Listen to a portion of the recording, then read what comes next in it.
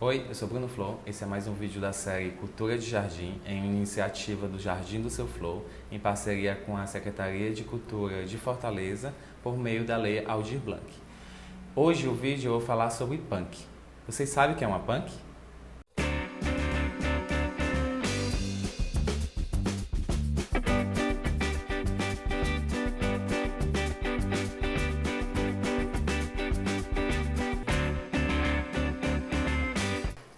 Punk é uma abreviação de plantas alimentícias não convencionais. Isso significa dizer que são plantas que não são utilizadas na nossa alimentação e não são cultivadas em larga escala. Aqui nesse vídeo eu escolhi 4 plantas que são cultivadas aqui no ateliê e eu vou falar um pouco sobre o cultivo delas e como é utilizada em nossa alimentação. A planta que eu escolhi, a primeira, é essa daqui. O nome dela é Ora Pronobis. O nome científico é Peresca bleu. Ela é uma cactácea, ou seja, ela é um cacto. Ninguém vai achar que ela parece um cacto, até porque é um cacto folhoso.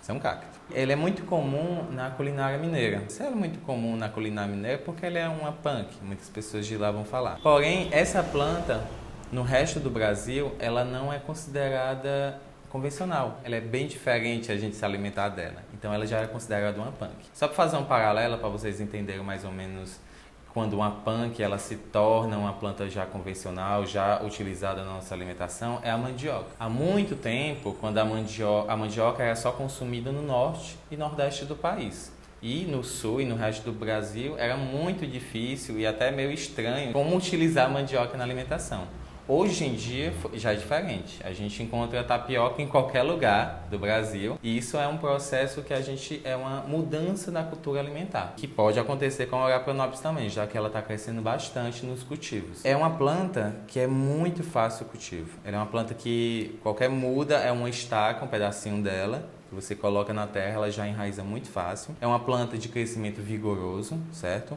É uma planta rústica, então ela é bem resistente à falta de água, a excesso de água. Ótimo também para ser cultivado na sombra, na meia sombra e no sol direto. Então ela é bem versátil a isso. Ela pode ficar até de 5 metros de altura, se plantada no chão, e plantada em vasos ela vai mantendo a forma de acordo com o tamanho do vaso. É uma planta bem fácil de cultivo. E aí, como é que eu utilizo essa planta na alimentação? Basicamente são as suas folhas. Elas são bem carnosas. Como ela é um cacto, a folha é bem...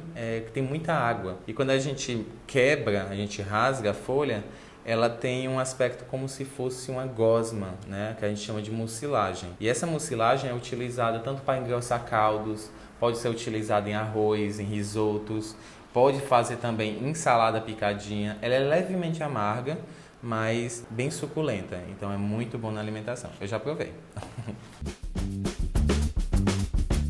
A segunda planta que eu escolhi é a Thunbergia. Tá? Essa aqui não é uma muda dela, é só um galho, porque é uma planta que fica muito grande. Ela é muito comum pra gente, principalmente se você vê os jardins verticais, ela é muito comum mesmo. Ela é uma das principais plantas que a gente utiliza no paisagismo. E aí a gente vê outra classificação de punk. Punk é só aquilo que não é visto, ou então a gente não conhece, mas na verdade também é aquilo que a gente não sabe que pode comer. Então, essa planta a gente come a flor, que são essas arroxeadas aqui. A flor, basicamente, a gente pode comer ela crua, claro que tem que fazer uma limpeza antes de comer, e pode ser utilizada ela crua assim mesmo, em saladas, ou até mesmo refogadas ou recheadas, já que ela tem esse buraquinho que pode rechear, fica muito gostoso. Como ela tem uma pétala, a flor dela é muito borrachuda, então lembra um pouco a textura de cogumelo, principalmente o shiitake. É uma planta de fácil cultivo, só tem um problema com ela. Ela é uma planta que ela só cresce em locais ensolarados, então ela gosta de sol direto mesmo. Se for um local de meia sombra ou sombra, ela não cresce e até nem dá flor. Tem que ter muito cuidado sobre o crescimento dela, porque é uma planta que cresce muito em locais. Quem gosta de ter espaço pode deixar essa planta crescer. Tem que ter muito cuidado se for em locais pequenos, porque ela pode ficar em cima do telhado, pode até crescer, perder o controle completamente dela. Essa é a Thunbergia.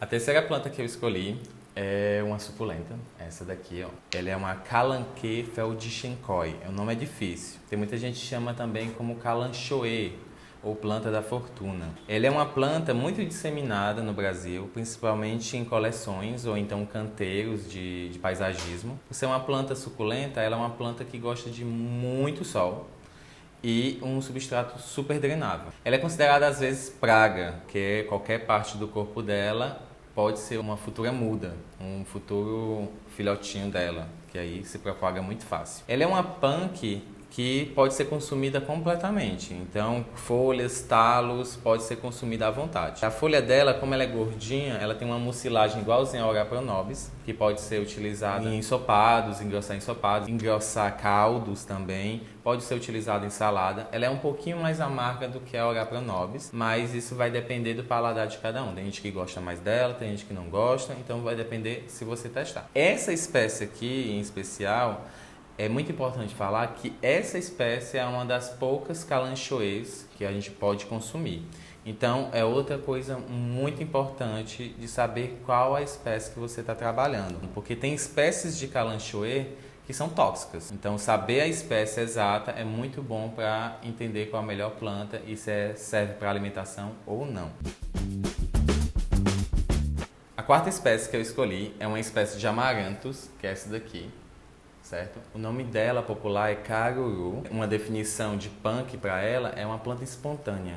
Então ela é uma planta rústica que não necessita de utilização de agrotóxico ou então algum remédio para eliminar a praga, porque ela é muito resistente e ela produz muito. Então, como é uma planta espontânea, ela pode nascer em qualquer lugar. Ela pode nascer nos canteiros da rua, a gente encontra muito assim na cidade, muito comum nos quintais, em qualquer lugar mesmo ela nasce, cresce e ainda solta essas flores, que é o que a gente come, vale ressaltar. Já que ela nasce na rua, é espontânea, a gente chama de erva daninha, não é aconselhável comer plantas da rua, certo? Essa daqui que eu estou mostrando, ela nasceu aqui no ateliê e eu deixei crescer para fazer esse vídeo, porque ela é uma erva daninha e normalmente a gente arranca. E o que a gente come, isso daqui são as flores dela. No final da vida dela, ela dá essas flores em formato de pendões, né? São microflores bem pequenininhas que a gente utiliza na alimentação. Como é que a gente come isso?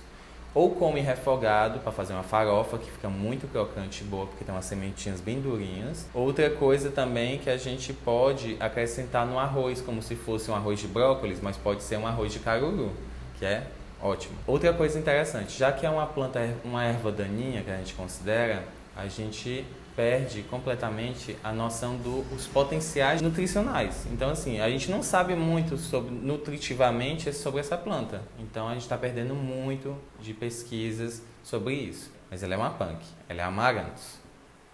Esses foram só 4 exemplos de plantas que eu cultivo aqui no ateliê e também que vocês podem cultivar. Existe uma grande diversidade de plantas que até hoje a gente não sabe se pode ser alimento ou não para nós.